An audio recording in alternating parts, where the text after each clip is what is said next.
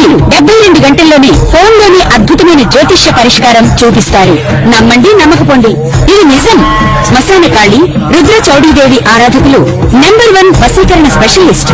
గురూజీ మనిషి పుట్టుక నుండి చనిపోయే వరకు వచ్చే అన్ని క్లిష్టమైన సమస్యలకు పరిష్కారం ఇక్కడ లభిస్తుంది. విద్య, ఉద్యోగం, వ్యవహారం, స్త్రీ ప్రేమ, పెళ్లి, సంతానం, స్త్రీ పురుష వశీకరణం, భూవశం, భార్యాభర్తల కలహాలు, కోర్టు సమస్యలు, విడాకుల సమస్యలు, చేతబడి, అప్పుల బాధ, ఇంకా మీకు ఎలాంటి సమస్యలు ఉన్నా 72 గంటల్లోనే శాశ్వత పరిష్కారం చేయబడును. వృషభ లగ్నము, వృషభ రాశి. వృషభం వారికి గనక చూసుకున్నట్లయితే లగ్నంలో శుక్రుడి యొక్క సంచారం ఇది చాలా మటుకు రిలీఫ్నిచ్చేటువంటి ఇదిగా చెప్పొచ్చు. కాకపోతే ఇక్కడ 2వ స్థానంలో గురువు కొంచెం కంబస్ట్ అయ్యాడు కాబట్టి షేర్ మార్కెటింగ్ రిలేటెడ్ సంబంధించిన విషయంలో జాగ్రత్తగా ఉండాలి. సహజంగా 2వ స్థానంలో రవి గురువులు ఉండడం మంచిదే, కానీ కంబస్ట్ యోగంలో ఉన్నాడు. లాభంలో శని ఉండడం కూడా మంచిదే కాబట్టి ఇది కొంచెం ఫైనాన్షియల్గా మంచి గ్రోత్ ఇస్తుంది.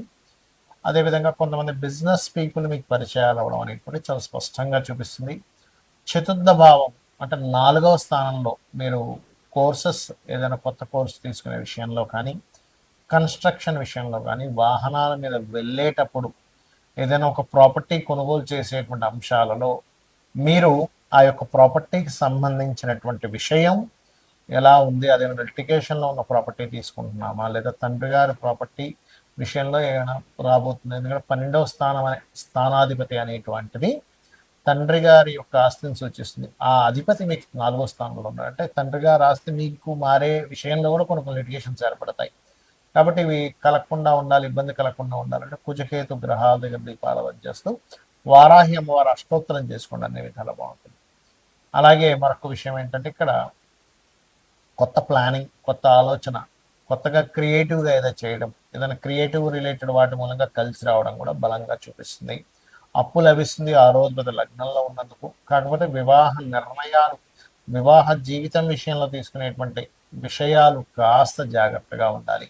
అలాగే మరొక విషయం ఏంటంటే ఇక్కడ గమనించుకున్నట్లయితే లాభస్థానంలో శని భగవానుడు ఉండడం అనేటువంటిది కొంతవరకు మంచిదే. కాకపోతే ఇక్కడ ఏంటంటే ప్రదేశం మారడం అంటే ఉద్యోగ సంబంధించిన విషయంలో మార్పులు ఇస్తాడు. ఇక్కడ ఏమంటే దశమాధిపతి లాభంలో ఉంటే ఎందుకు మార్పులు ఇస్తాడంటే దాని మీద కుజుడు దృష్టి ఉంది, గుర్తుపెట్టుకోండి. సింహం నుంచి 4వ స్థానంలో ఉండే కుజుడు దశమాధిపతిని చూస్తున్నాడు కాబట్టి ఉద్యోగ సంబంధించిన విషయంలో ప్రమోషన్స్, ఎదుగుదలతో పాటు స్ట్రెస్ కూడా ఉంది, మార్పులు కూడా చూపిస్తున్నాయి. ఇక మీరు నిత్యము చేయవలసిన దేవతారాధన విష్ణు లలితా సహస్రనామాల యొక్క శ్రవణము లేదా పఠనం చేయండి, అన్ని విధాలు బాగుంటుంది. వృశ్చిక లగ్నము, వృశ్చిక రాశి. వృశ్చికం వారి కనుక చూసుకున్నట్లయితే రాస్యాధిపతి 10వ స్థానంలో ఉన్నాడు. ఈ 10మంలో ఉండేటువంటి కుజుడు చూసుకున్నట్లయితే ఇక్కడ ఈ కుజగ్రహం ఎప్పుడైతే కేతువుతో ఉందో, ఈ కేతు కుజుడు కలిసి ఉన్నందుకు ఇది కొంచెం అప్పుగా ఇవ్వడం లేదా కెరియర్లో కొంతవరకు గ్రోత్, ఒక టాప్ పొజిషన్లోకి వెళ్తే అక్కడ స్ట్రెస్ అవ్వడము, ఇటువంటి ఫలితాలు ఇస్తాయి 28వ తేదీ వరకు. కాకపోతే ఆ యొక్క ఇబ్బంది తగ్గాలి అంటే మీరు చేయవలసినటువంటిది నవగ్రహాల్లో కుజుడు, కేతువు ఈ గ్రహాల దగ్గర దీపారాధన చేయండి, ఖచ్చితంగా బాగుంటుంది. అదేవిధంగా మీరు షేర్ మార్కెట్, సంతానం మూలంగా ధనాన్ని వెచ్చించవలసి వచ్చిన, సంతానం గురించి ధనాన్ని వెచ్చించవలసి వచ్చిన, ఫ్రెండ్స్కి ధనాన్ని ఇవ్వవలసినటువంటి సిచ్యువేషన్స్లో కొంత జాగ్రత్తగా ఉండండి. పంచమ ద్వితీయాధిపతి అయినటువంటి గురువు అస్తంగత్వ దోషంలో ఉన్నాడు కావున ఇక మీరు ప్రత్యేకంగా ఇక్కడ గమనించుకున్నట్లయితే కొంచెం వివాహ నిర్ణయాలు, వివాహ సంబంధించిన విషయంలో ఇష్టపడి వివాహం చేసుకోవాలనుకునేటువంటి ప్రయత్నాలు కొంతవరకు ఫలిస్తాయి. కాకపోతే కొంత ఆలస్యం కూడా ఉంటుంది. ఎందుకంటే సప్తమంలో శుక్రుడు ఉండడం మంచిదే, కానీ ఇక్కడ ఈ సప్తమంలో ఉండే శుక్రుడి మీద కుజుడు శని యొక్క దృష్టి ఉంది. ఆ శనికి కుజుడు దృష్టి ఉంది అంటే ఆ శని కుజుడి యొక్క దృష్టి కలిగినటువంటి శని శుక్రుడిని చూస్తున్నాడు. కాబట్టి కొంత ఘర్షణ వాతావరణం కూడా వివాహ ప్రయత్నాల విషయంలో, ఇష్టపడిన వారి విషయంలో కొంత ఉంటుంది. సక్సెస్ అవుతుంది, కానీ ఇది కూడా ఉంది అక్కడ చూసుకున్నట్లయితే. అలాగే మరొక విషయం ఏంటంటే ఇక్కడ గమనించుకున్నట్లయితే కొంత ఏదైనా ల్యాండ్స్ తీసుకునే విషయంలో చతుర్థ భావం మీద ముఖ్యంగా కుజుడి యొక్క దృష్టి, చతుర్థ స్థానంలో రాహు ఉన్నందుకు కొన్నిసార్లు లిటిగేషన్స్ ఒక మాయ చేసినట్టుగా, మాయ కమ్మినట్టుగా మనం భావించడం, తద్వారా మీకు ఆ ల్యాండ్స్ మీకు రావడం ఇటువంటివి బలంగా చూపిస్తున్నాయి. ఇక మీరు నిత్యము చేయవలసినటువంటి దేవత ఆరాధన ఏంటి అని చెప్పి చూసుకున్నట్లయితే ప్రధానంగా ఇక్కడ మీరు ఎక్కువగా సూర్య నమస్కారాలు చేయండి. నవగ్రహాల్లో పూజకేతు గ్రహాల దగ్గర దీపారాధన చేయండి. మీ సంతానాన్ని విదేశాలకు పంపించాలనేటువంటి ప్రయత్నం అయితే ఖచ్చితంగా ఫలిస్తుంది, అందులో ఎటువంటి సందేహము లేదు. ఇక మీరు చేయవలసినటువంటి దేవతారాధన దత్తాత్రేయుడి యొక్క ఆరాధన చేయండి, అన్ని విధాలు బాగుంటుంది. చాలామంది రెండు రకాల భయాలు ఎక్కువ పెంచుకుంటారు. ఒకటి ఏలినాడు శని, అర్ధాష్టమి శని, అష్టమ శని అనే శని ప్రభావం. రెండోది కాలసర్ప యోగం. ఇక్కడ ఒకటే గుర్తుపెట్టుకోండి, కాలసర్పము యోగం అనేటువంటిది ఏదైతుందో జన్మజాతకానికి అసలు అప్లై చేయకూడదు. అది కాలంలో జరిగే అంశాలు. ఇప్పుడు చూడండి, కాలసర్ప యోగంలో ఉన్నందుకే యుద్ధాలు కానివ్వండి, విమాన ప్రమాదాలు కానివ్వండి, ఇటువంటి వాహన సంబంధించిన ప్రమాదాలు కానివ్వండి, లేకపోతే మనకి మీరు గమనించినట్లయితే కొన్ని కొన్ని దేశాల మధ్యన కానివ్వండి, సునామీలు కానివ్వండి, కరోనా ఇట్లాంటివన్నీ కాలసర్ప యోగంలో వస్తాయి. అంటే కాలానికి ఈ దేశానికి ఇలాగా చెప్పడానికి మాత్రమే. కేవలం సహజంగా ఉండే సర్పదోషాలు వాటికి కూడా పెద్దగా టెన్షన్ పడకుండా రావి చెట్టుకి ప్రదక్షిణం చేసుకోవడము, అక్కడ ఉండేటువంటి సర్పాల మీద పాలు లేనట్లయితే పసుపు నీళ్ళు వేయడం, లేదా సర్ప ప్రతిష్ఠ చేసుకోవడం ద్వారా ఖచ్చితంగా తొలగిపోతుంది. అంతగా భయం వేస్తుందండి, నాకు కాలసర్ప యోగం వల్ల ఆగిపోతున్నాను, మీకు ఇన్నర్ ఫీలింగ్ ఉంటే కాళహస్తికి వెళ్ళరండి. ఈశ్వరానుగ్రహం ఉంటే ఖచ్చితంగా ఏ దోషమైనా పోతుంది. ఇక ఎల్నాడ్స్ అనే విషయంలో కూడా చాలా మందికి ఏంటంటే, ఎల్నాడ్స్ అని ఉంటే ఏమీ పనికిరాదు అనుకుంటారు. నేను చాలా వీడియోలో చెప్పాను, అయ్యా ఎల్నాడ్స్ అనే సమయంలో సీఎంలు పిఎంలు అయిన వారు ఉన్నారు. నరేంద్ర మోడీ గారు కూడా ఎల్నాడ్స్ లోనే పిఎం అయ్యారు, అర్ధాశ్రమ్స్లోనే కంటిన్యూ అయ్యారు. మోడీ గారి దగ్గర నుంచి మనకి చంద్రబాబు నాయుడు గారు, స్వర్గీయ ఎన్టీ రామారావు గారు, జగన్ గారు అందరూ కూడా ఎల్నాడు శనిలోనే సీఎంలు పిఎంలు అయిన వాళ్ళు అని చెప్పి. కాబట్టి ఈ ఎల్నాడు శని గురించి పెద్దగా మీరు భయపడకండి, కేవలం స్లో అవుతుంది. మనం దాన్ని కొంచెం ఎక్కువ పెట్టుకునేసరికి దీనివల్ల అవ్వట్లేదేమో అన్నదే మైండ్లో పెట్టుకొని తింటూ ఉంటాం. దీనికి ఏమీ లేదు, చక్కగా గోవుకి బెల్లం తినిపించడము, అదేవిధంగా కాస్త శ్రమించడం, ఎక్కువ నిద్రపోకుండా పోస్ట్ పోన్ చేయకుండా కింద వారిని, కింద స్థాయి వాళ్ళని గౌరవించడం చేస్తూ ఉంటే ఎల్నాడు శని ప్రభావం తగ్గుతుంది. ఎందుకంటే కార్మికులకి కర్షకులకి కారకుడు. ప్రధానంగా మనం చూసుకోవాల్సింది ఏంటంటే, మన జన్మజాతకంలో లగ్నము నుంచి 12 భావాలు ఎలా ఉన్నాయి చెక్ చేసుకోవాలి.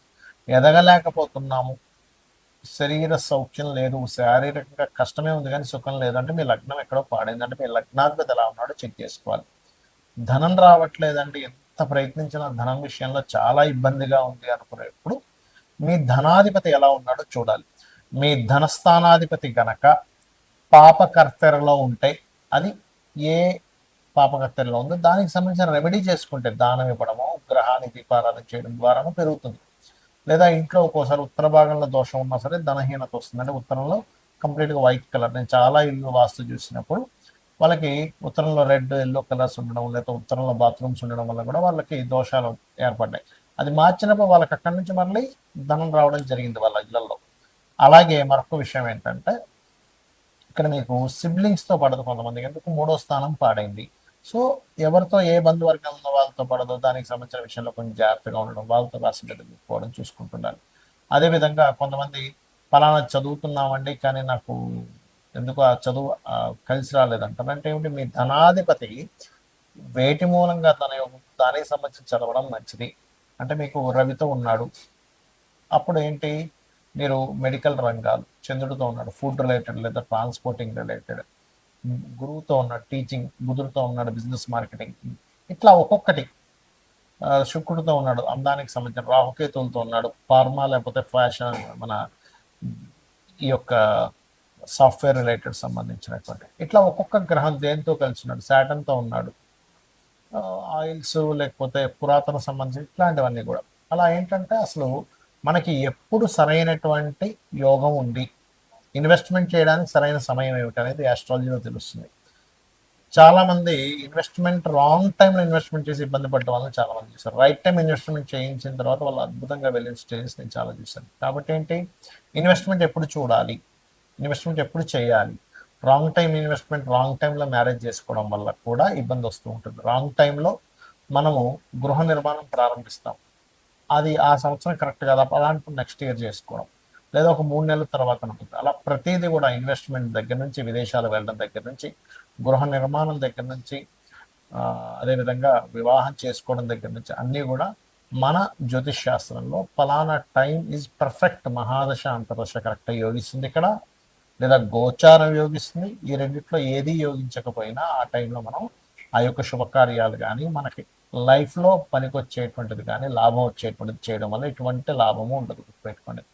ఇక మీరు చేయవలసినటువంటి దేవతా ఆరాధన ఏమిటి అని చెప్పి చూసుకున్నట్లయితే, ముఖ్యంగా మీరు చేయవలసినటువంటి దేవతారాధన ఎవరైనా సరే మీ పంచమాధిపతి మీకు రుణ రోగ శత్రుత్వాలను తగ్గిస్తుంది పంచమాధిపతి ఆరాధన చేసినట్లయితే. లేదు, రోజు ఉదయం సాయంత్రం లలితా అమ్మవారిని నమ్ముకోండి, లలితా సహస్రనామాలు లేదా మీ ఇష్టదైవాన్ని ఎవరినైనా సరే ఉదయం సాయంత్రం పూజ చేయండి. ఖచ్చితంగా మీకు ఎటువంటి గ్రహస్థితి ఉన్న ఆ గ్రహస్థితి కూడా మనం పూర్వజన్మల్లో చేసుకున్న కర్మ వల్ల వస్తుంది కాబట్టి ఎటువంటి గ్రహస్థితి ఉన్నా సరే ఆ అమ్మవారు తొలగిస్తుంది, మీకు ఆనందదాయకమైనటువంటి జీవితాన్ని అందిస్తుంది. అందించాలని మనస్ఫూర్తి కోరుకుంటూ శ్రీమాత్రే నమః.